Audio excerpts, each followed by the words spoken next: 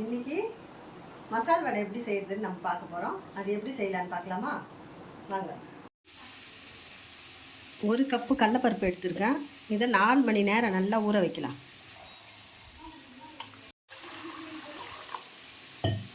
நல்லா கழுவிடலாம்.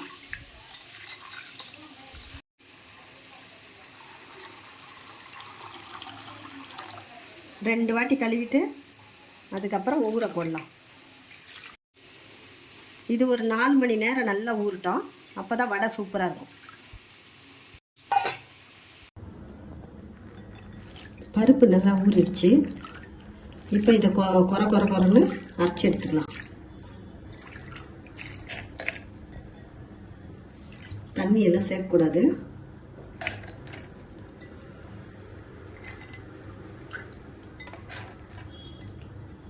இந்த கொஞ்சமாக இந்த பருப்பை கொஞ்சம் எடுத்து வச்சுக்கலாம்.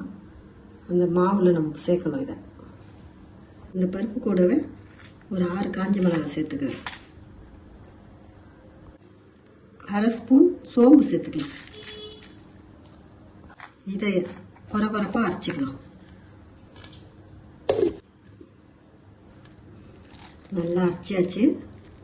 ரொம்ப நைஸாகவும் இருக்கக்கூடாது, ரொம்ப கொரப்பாகவும் இருக்கக்கூடாது, மீடியமாக இருக்கணும். இந்த ரவை பதம் சொல்லுவாங்கள்ல, அந்த மாதிரி இருக்கணும். இதை இப்போ பவுலில் சேர்த்துக்கலாம்.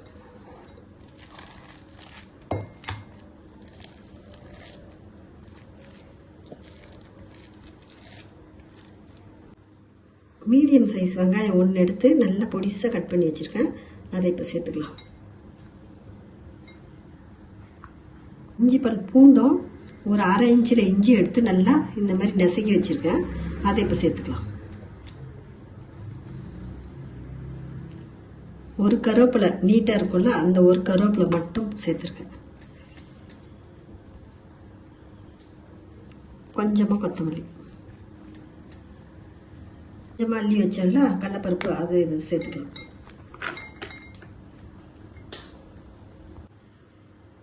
உப்பு இப்போதைக்கு நான் 3/4 டீஸ்பூன் போடுறேன். அதுக்கப்புறமா சேர்த்துக்கலாம். கரெக்டாக இருக்கான்னு ஃபஸ்ட்டு பார்த்துக்கலாம். நல்லா இதை பிசைஞ்சு எடுத்துக்கலாம். உப்பு 3/4 டீஸ்பூன் சரியாக இருக்குது. இப்போ 2 பச்சை மிளகாய் கட் பண்ணி இதில் சேர்த்துக்கலாம்.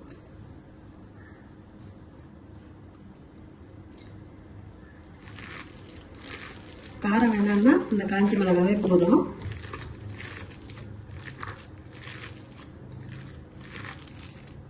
கேஸ் பற்ற வச்சாச்சு. இப்போ இந்த மாதிரி ஒரு கடாயை எடுத்து வச்சுக்கலாம். எண்ணெய் சேர்த்துக்கலாம். 1/2 லிட்டர் எண்ணெய் ஊற்றுறேன்.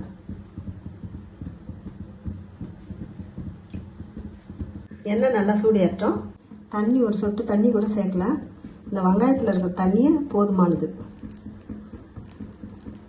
ஒரு எலுமிச்சை சைஸு எடுத்துக்கலாம். எடுத்துட்டு உள்ளங்கையில் இப்படி வச்சு ஒரே ப்ரெஸ்ஸிங் தான். எண்ணெய் வந்து ரொம்ப லோலேயே இருக்கக்கூடாது, ஹைலியே இருக்கக்கூடாது, மீடியமில் இருக்கணும். எண்ணெய் காஞ்சிருச்சா பார்த்துக்கலாம். எண்ணெய் காஞ்சிருச்சு. இந்த மாதிரி தட்டி போட்டுக்கலாம்.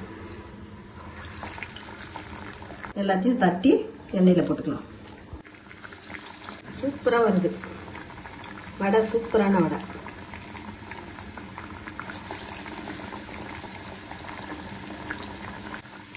ரொம்ப அடியில் வச்சோம்னா வடை கருகிடும், அப்புறம் உள்ளே வேகாது. தான் மீடியமில் வைக்கணும்.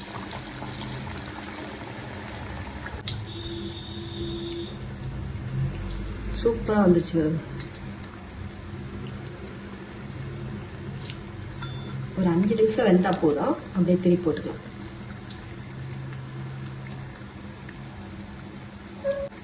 வடை ரெடி ஆயிடுச்சுன்னா, வெந்துருச்சுன்னா உள்ளெல்லாம் மேலே அதுவே எழும்பி வரும். இங்கே பாருங்க எப்படி வந்திருக்கு.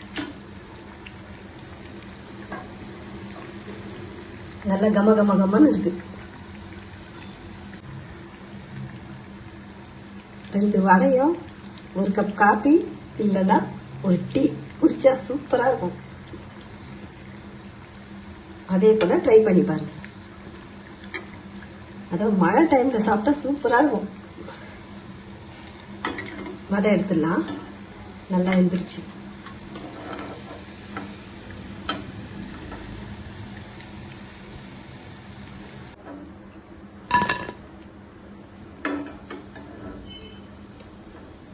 சூடு ஆகட்டும், நான் உடச்சி காட்டுறேன். இதே மாதிரி எல்லா வடையும் சுட்டு எடுத்துடலாம்.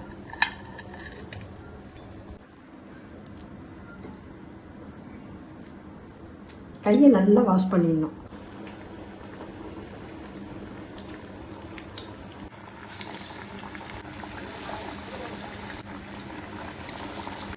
இதே மாதிரி எல்லா வடையும் பொரிச்சு எடுத்துட்டு உங்ககிட்ட காட்டுறேன். வடை நல்லா எழும்பி வருது. அப்படியே திருப்பி போட்டுக்கலாம். வெந்துருச்சுன்னா அதுவே எழும்பி வந்துடும் மேலே.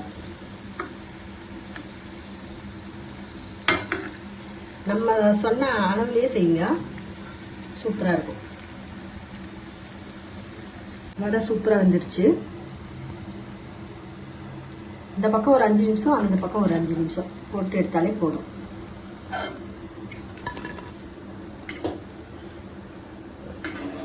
புது தம்பதியெல்லாம் நான் சொல்கிற மெத்தட்லேயே செய்யுங்க.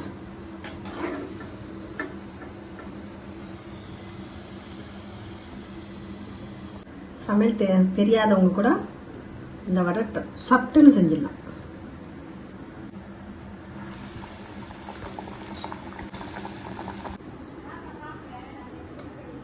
சூப்பராக ரெடி ஆயிடுச்சு வடை.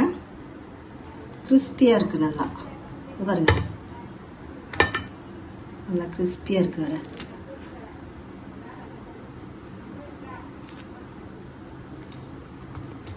சூடு கை பற்றிக்குது. இதே மெத்தடில் வீட்டில் ட்ரை பண்ணி பார்த்துட்டு எனக்கு கமெண்ட் பண்ணுங்கள்.